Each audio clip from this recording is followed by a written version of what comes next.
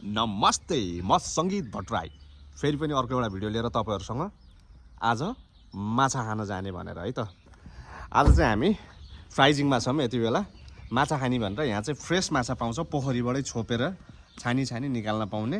अनि त्यही माछा खानलाई चाहिँ फ्राइजिङ आएको छौँ आज हामी। अब पोखरी जाँदैछौँ अनि पोखरीमा गएर आज हामी माछा लिएर आउँछौँ। र तपाईहरुलाई पनि फ्रेस माछा खानु मन छ म्युनिकमा भने पोखरीबाटै निकालेको चिसो पानीको फ्रेस माछा खानु मन छ भने यो मेरो भिडियो हेर्नु होला र म लास्टमा एड्रेस पनि मेन्सन गर्छु। एड्रेस पनि हेर्नु होला र फ्रेस माछा खानलाई चिसो पानीको पोखरीको यहाँ आउन सक्नुहुन्छ। ल हामी चाहिँ यहाँ चाहिँ खास के नाम माछा लिन जान लागेको। यहाँ चाहिँ जिउँदै लेकबाटै छोप्दैको माछा चाहिँ खान पाइने रहेछ। अब हामी माछा लिन जाँदैछौँ। यहाँ लेक के अरे त्यो पोखरीमा माछा पालन पोखरी होइन त?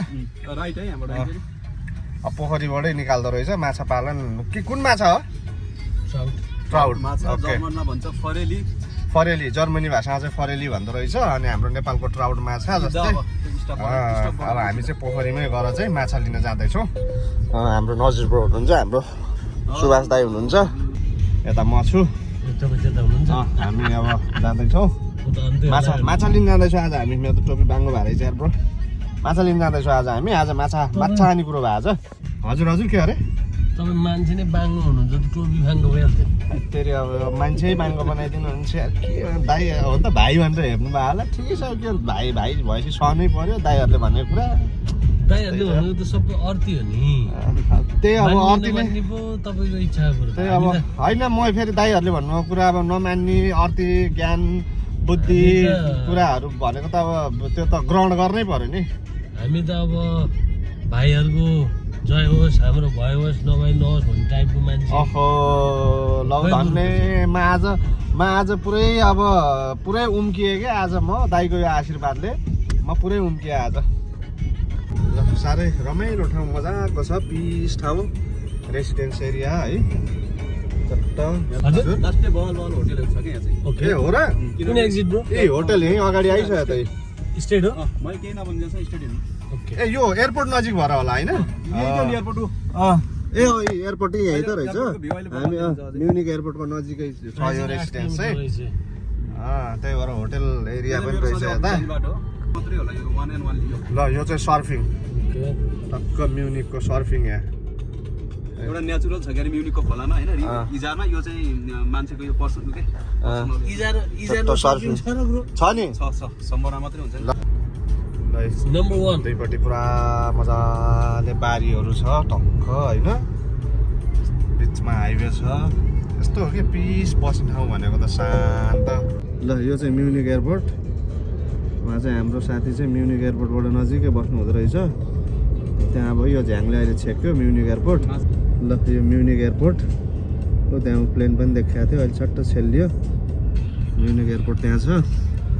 सट्ट हामी अब माछा चाहिँ लिन पोखरी जाँदैछौँ। यता ट्रेनको हाम्रो त भोलि त फेरि फिल्म पनि छ है। ट्रेनको लिक रहेछ यता। सुभाषजीले नि हेर्नुहुन्थ्यो कि सोधिएन त्यति बेला? फिल्म रहेछ। धुरन्धरको टिकट काटेको नि त भोलिलाई। सट्टै प्लेनले टेकअप गर्यो एयरपोर्टबाट। प्लेन उड्दैछ चट्ट माथि, सरर प्लेन उड्यो। यो कुन महिना हो? टक्क हाम्रो माथिबाट। ठ्याक्कै 3 महिना भएर ठ्याक्कै हुँदै रहेछ ब्रो। त्यस्तै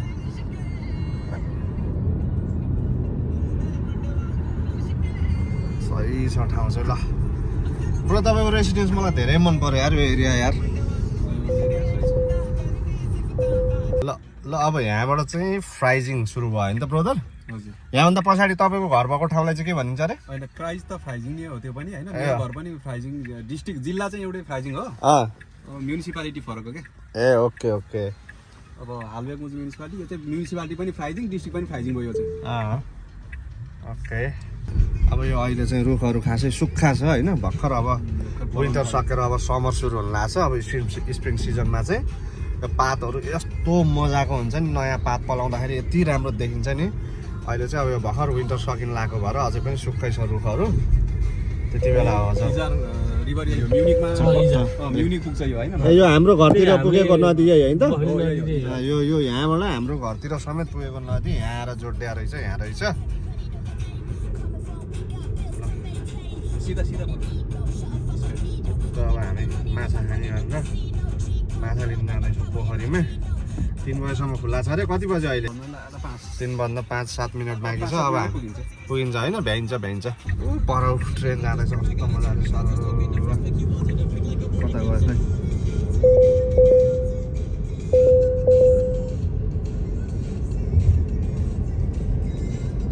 ट्रेन पर जाँदैछ।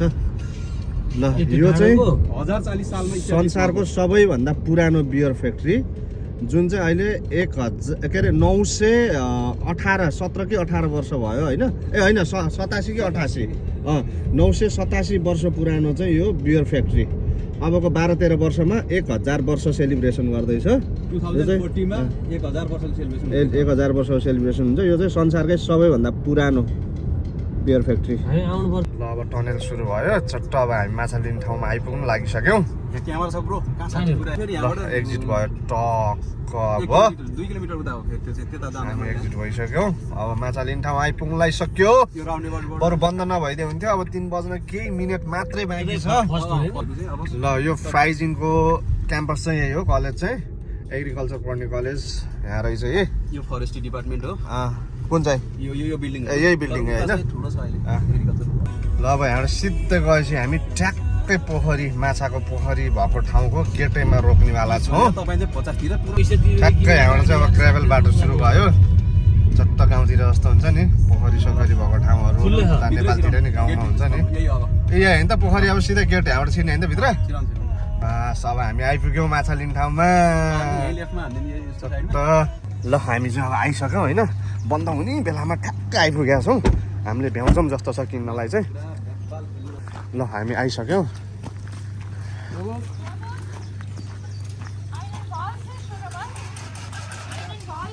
ल यहाँ चाहिँ माछा चाहिँ यसरी पोखरीबाट ए पुरै यो पोखरीमा माछा छ। पुरै यो पोखरी हो पुरै फिस फार्म होइन? ओह माछा उफ्रिरहेछ। क्यास मसँग ए माछा मजाले यहाँ पौडिरहेछ। अब यिनी बाजेले चाहिँ यहाँबाट निकालेर दिन्छन् हामीलाई। माछा निकालेको हेरौँ न। बाजे राम्रो राम्रो निकालिदिनु है। ए बाजेले कस्तो ज्ञानी बाजे हुनुहुन्छ। रिसिट्यो भने कम्परान लगाइदिनु हुन्छ फेरि अलि झोकी पनि हुनुहुन्छ। बाजे माछा छोप्नु जानुभयो। कहाँबाट छोप्नु भएको थियो नि बाजेले त? लौ न ऊ आयो हो माछा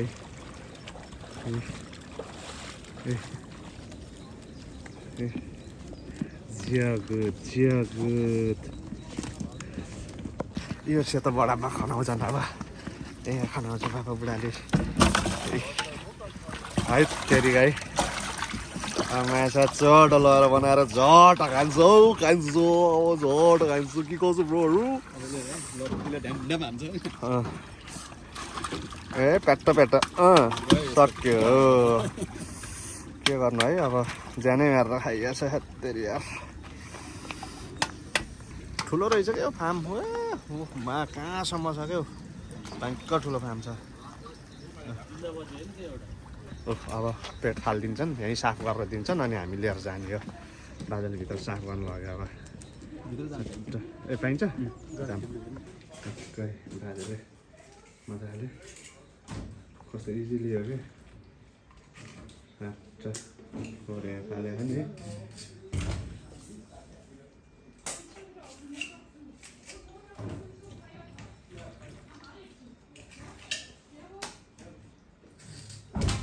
साफ गरेर दिन्छन् बाजेले। ल तपाईँहरूलाई पनि फ्रेस माछा खान मन छ पोखरीबाट छोपेको फ्रेस माछा खान मन छ भने चाहिँ यो मेरो भिडियो हेरेर आउन सक्नुहुन्छ तपाईँहरू फ्राइजिङमा होइन?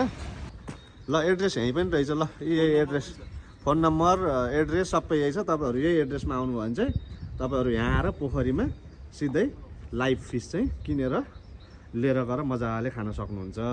पेट सेट साफ गरेर दिन्छ मजाले। आज चाहिँ हामी चाहिँ त्यही भएर फ्रेस माछा खाँदैछौँ। माछा लिन्छ जानु पर्ला भ्यायो होला। अब माछा साफ गरेर भ्यायो होला। ल यो चाहिँ 4 पिस माछा छ। केही नभए नि कति होला 3-4 किलो त होला है 3-4 किलो त। अनि यिनीहरू चाहिँ पेट सेट फालेर अनि साफ गरेर मात्रै तौलिँदो रहेछ।